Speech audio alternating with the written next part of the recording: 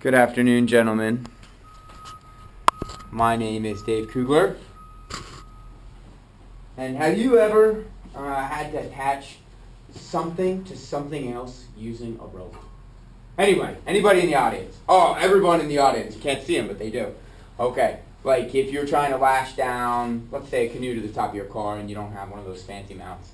All right, what happens when you drive at 40 miles an hour with a 10-foot long canoe on the top of your car and you don't know the knot? Poof, gone. There goes your canoe, there goes your car. So what I'm going to teach you today is a very strong anchor knot that's very simple and it applies in most situations. Incredibly easy. All right? We're going to spend about 4 to 5 minutes talking about it. I'll show it to you a few times and we'll talk about the 2 different ways of how to tie that knot. All right? This is called an end of the line bowline. Some people call it a bow line. That's how it's spelled, is bow line, B-O-W-L-I-N-E. It's a common knot in sailing. So there are 2 main methods. The first way that I learned how to do it was called the bunny rabbit method. The bunny rabbit method is when you put a twist in, all right, just like this, nice and easy. Whatever you're standing in, whatever side of your loop it's on, that's when you enter the loop from that standing end side. You go around the standing end and then back through the same loop, okay? And what that's going to do is it's going to create, you can see a loop and a bite. So it's a bite secured by a loop. The most important thing, or one of the most important things about a bowline, is that your tail exits on the inside of your fixed loop. Okay, that's what the bowline created, is a fixed loop. So bam, we tighten that down. Make sure when you're setting your bowline, some guys, or especially climbing communities, say, oh, make sure you throw in an overhand knot at the end. It's not a requirement for a bowline. A bowline will work either way. When you have alternating tension, you might want to throw in a safety. So again, the same thing. Make a loop, go in one side of the loop, around your standing end, and then back through the same exact loop. So your rope is running parallel to itself. And that's a bite secured by a loop, all right?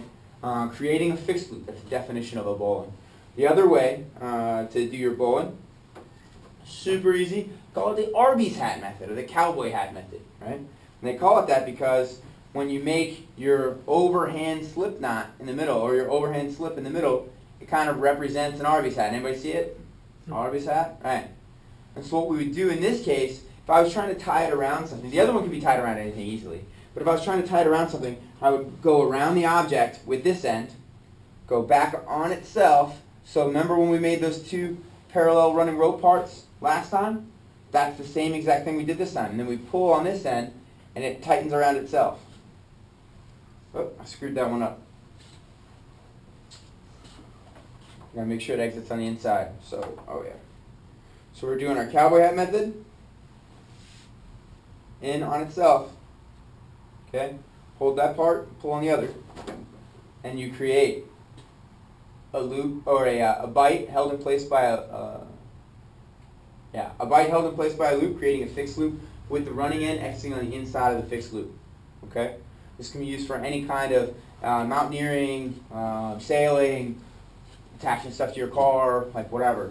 There's a bunch of military mountaineering operations that include this kind of knot.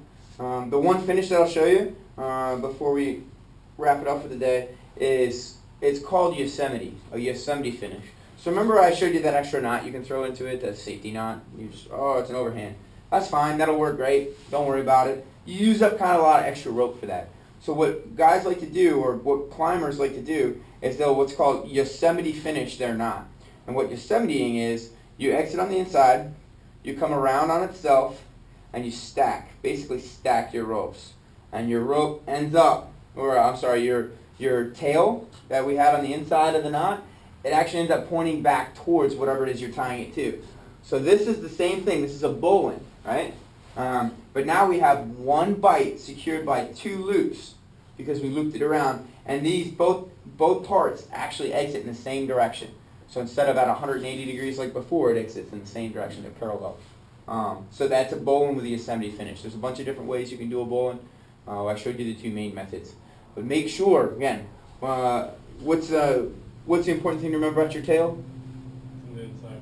Yeah, inside of the fixed loop, exactly. And it's a bite secured by a loop. Anyway, if you guys want to practice, come on over. We'll get through it. But I'm going to turn the camera off now. Thanks for your time. I appreciate it.